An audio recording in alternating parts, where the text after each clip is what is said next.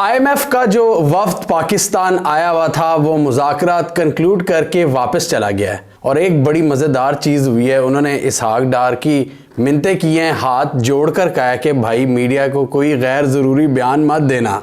इसहाक डार का हम सबको पता है कि वो अपनी मर्ज़ी के हिसाब से ज़रा डंडियाँ मारते हैं और वो चीज़ें कहते हैं जो उनके फ़ायदे की हों। तो ये बड़ा क्रूशल मैटर था जिस पे आईएमएफ ने इनको रोक दिया है कि मीडिया पे बयानबाजी मत की जाए। इस हवाले से आईएमएफ की जो निगोशिएशंस चल रही हैं कहाँ तक बात पहुँची है। लेकिन इसहाक डार ने कल थोड़ा बहुत हेर फेर कर दी थी। उन्होंने कह दिया था कि हम ये फाइनल होने जा रहा है एग्रीमेंट। तो आज की इस वीडियो में हम देखेंगे कि आईएमएफ के साथ जो हमारी मुज़ाकरात चल रहे थे, अब तो उनकी टीम भी वापस चली गई है, तो ये कहाँ तक पहुँचे हैं और आईएमएफ ने क्या स्टेटमेंट जारी की है वो उसको देखना बहुत ज़रूरी है, जो हम आज देखेंगे।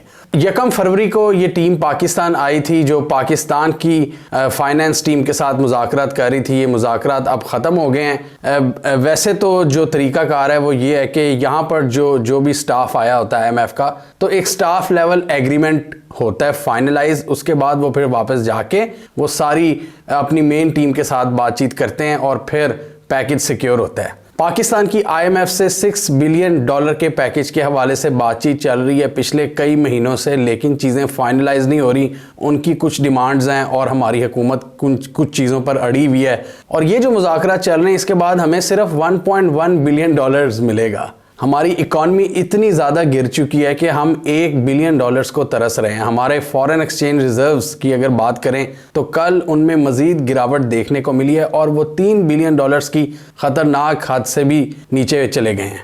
तो इस सूरत हाल में पाकिस्तान को डॉलर्स की है सख्त ज़रूरत और पाकिस्तान को सिर्फ एक ही एंटिटी डिफ़ॉल्ट से बचा सकती है और वो है आईएमएफ, क्योंकि हमने तो खुद अपनी हरकतें ठीक नहीं करनी। तो हम देखते हैं कि आईएमएफ ने क्या स्टेटमेंट जारी की है। आईएमएफ ने कहा है कि हमारी निगोशिएशंस हुई हैं पाकिस्तान की टीम के साथ मैक्रो इकोनॉमिक रिफॉर्म्स के हवाले से, इकॉनमी में, और उस हवाले से कुछ डेवलपमेंट्स भी हुई हैं। तो उनमें जो सबसे मेन पॉइंट उन्होंने लिखा है, उन्होंने कहा कि हम उम्मीद करते हैं कि हमारी जो बातचीत हुई है पाकिस्तान से, पाकिस्तान उसको पूरा करेगा।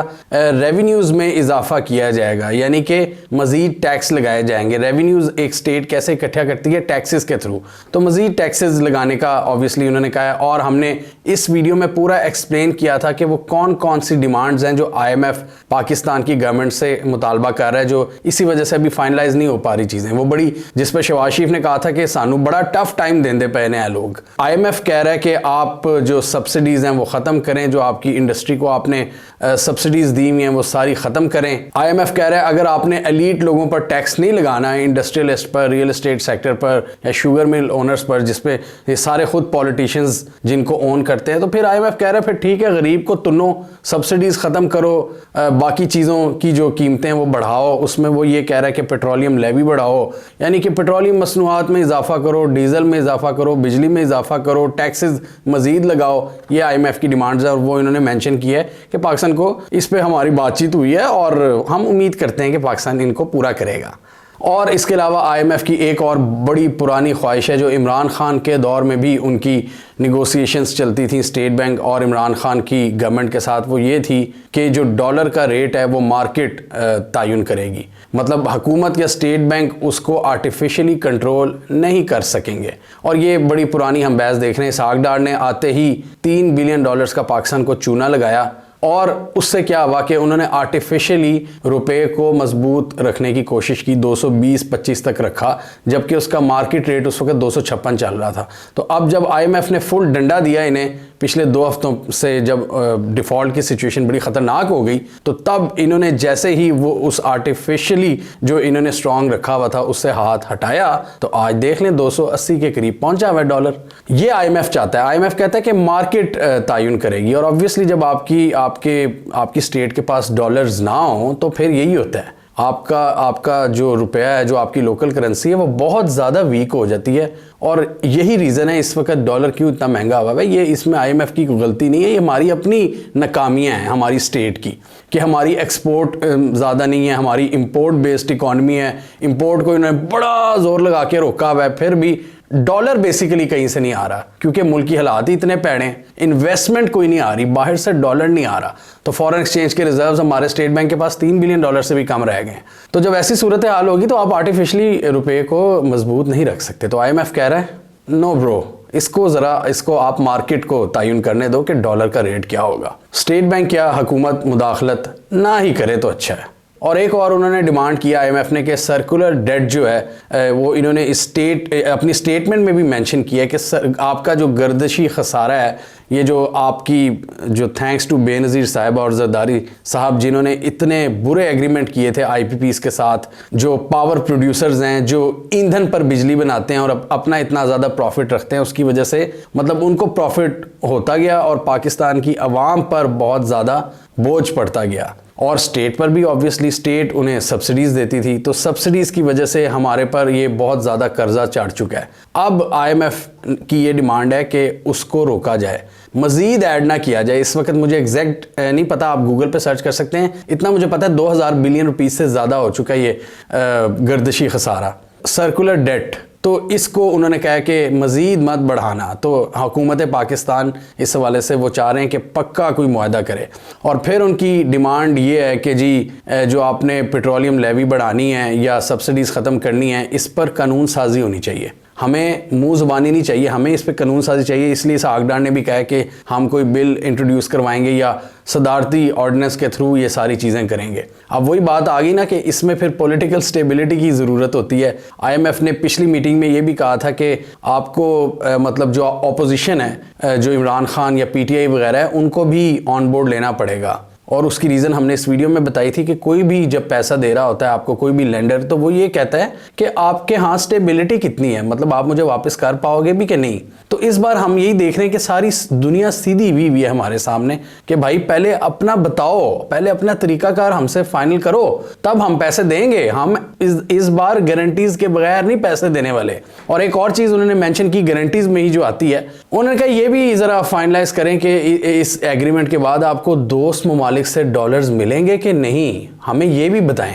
सऊदी अरब से, चाइना से, UAE से, वर्ल्ड बैंक से जो बाकी लैंडर्स हैं, उन्होंने कहा वो भी आपको सिक्योर करने पड़ेंगे, उनकी भी गारंटीज लेनी पड़ेंगी। और हम ये देख रहे हैं कि सऊदी अरेबिया ने कह दिया है कि हम अनकंडीशनल पैसे अब किसी को नहीं देंगे। चाइना भी आपकी हरकतों से शदीद तपा हुआ है। तो इस सूरत हाल में IMF कह रहा है कि मुझे ये सारी गारंटीज चाहिए, तब जाके ये डील होगी। तो बेसिकली इन शॉर्ट अगर हम बात करें तो ये जो इनका स्टाफ लेवल जो एग्रीमेंट था इस बार वो नहीं हो पाया फाइनलाइज। पाकिस्तान और IMF के दरमियान जो डील है वो अभी भी कंप्लीट नहीं हो पाई। ये है हमारी खबर आज की। और आखिरी लाइन में IMF ने ये लिखा अपनी स्टेटमेंट में कि हम वर्चुअल जो मुज़ाकरात हैं, मतलब ऑनलाइन डिस्कशंस, वीडियो कॉल हम करते रहेंगे ताकि इन डेवलपमेंट्स पर हम अपडेट्स लेते रहें।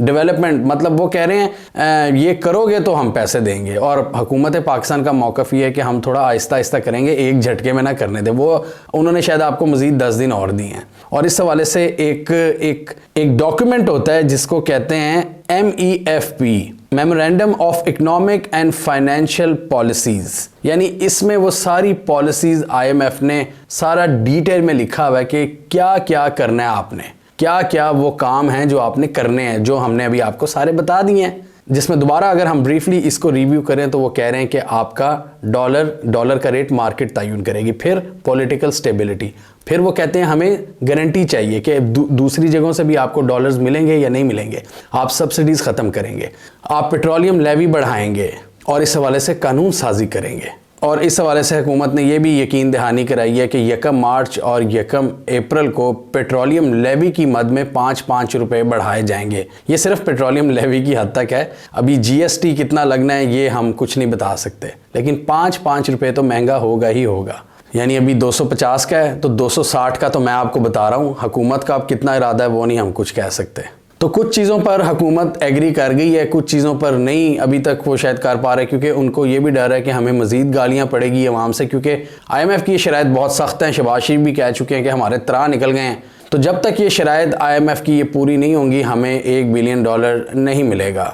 और हुकूमत को ये डर है कि अगर हमने शराइत पूरी कर दी तो मज़ीद महंगाई का एक सैलाब आएगा, मज़ीद गालियाँ, आगे कम महंगाई है। आगे अवाम की कमर टूट कर रह गई है तो मज़ीद ये महंगाई करने का सोच रहे हैं। टोटल इकोनॉमिक मिसमैनेजमेंट हुई है यहाँ पर इसहाक डार से, जिसमें किसी शक की कोई गुंजाइश नहीं है। और हाँ, मैं एक और इनकी शर्त भूल गया, जिसमें इन्होंने कहा था कि आपके सरकारी मुलाजमों के जितने भी एसेट्स हैं उनकी भी तफसीलात ज़रा फराहम की जाएँ और बिजली भी महंगी की जाए।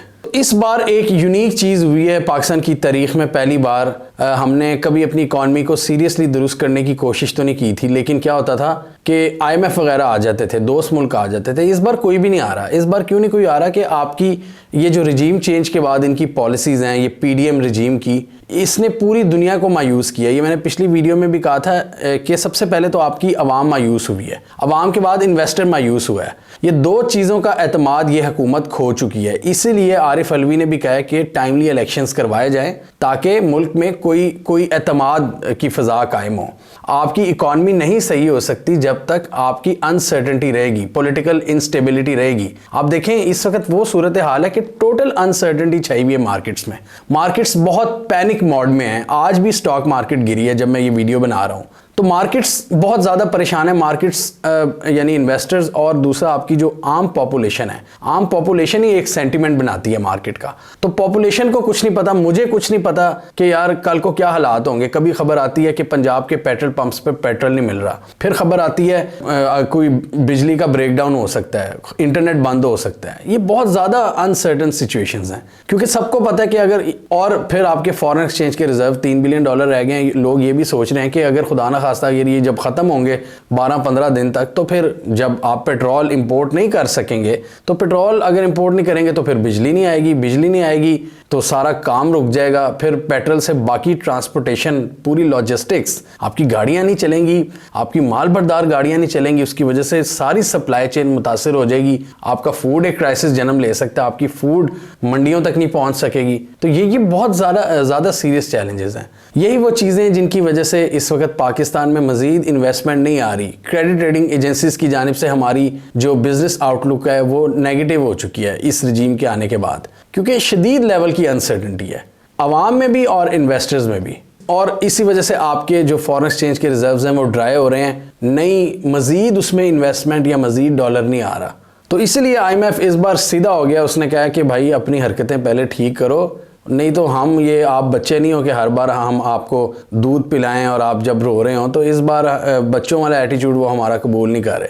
वो कह रहे हैं कि अपनी जो फिस्कल जो बैलेंस है उसको बेहतर करें, तब जाके कुछ मिलेगा और तब जाके ही कोई दोस्त मुल्क भी हमारी मदद करेगा। ये इस वक्त UAE, सऊदीया, चाइना, अमेरिका सब की मिन्नतें कर रहे हैं। ये सब लोग, ये पूरा रजीम, मदद कहीं से नहीं मिल रही। क्यों? इन्होंने हरकतें अपनी नहीं सही करनी। इस वक्त मुल्क के सारे मसाइल का हल है फ्रेश इलेक्शंस। नया मैंडेट जब आए, लोगों की बैकिंग के साथ वो फैसले करे।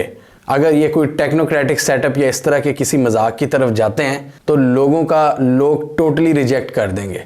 मुल्क में अनारकी फैल सकती है खुदा न खास्ता। तो इस वक्त क्या ज़रूरी है? Fresh elections. मैंडेट जिसके पास हो वो हुकूमत बनाए और वो सख्त फैसले करे। ये सब एक वीक गवर्नमेंट इस तरह के सख्त फैसले उन पर अमल दरामद नहीं कर सकती।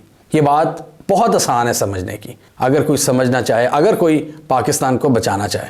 हमें कमेंट सेक्शन में बताइए आपके ख्याल में IMF इनको $1 बिलियन दे देगा या नहीं। कमेंट कीजिए। इसके अलावा हमारा YouTube चैनल सब्सक्राइब कर लें, साथ ही वो बेल आइकन भी दबा लें ताकि वो स्टोरीज दुनिया भर से पाकिस्तान से जिनकी मेन स्ट्रीम मीडिया पर प्रॉपर कवरेज नहीं होती, हमारे प्लेटफॉर्म के थ्रू आप तक टाइम पर पहुंच जाएं।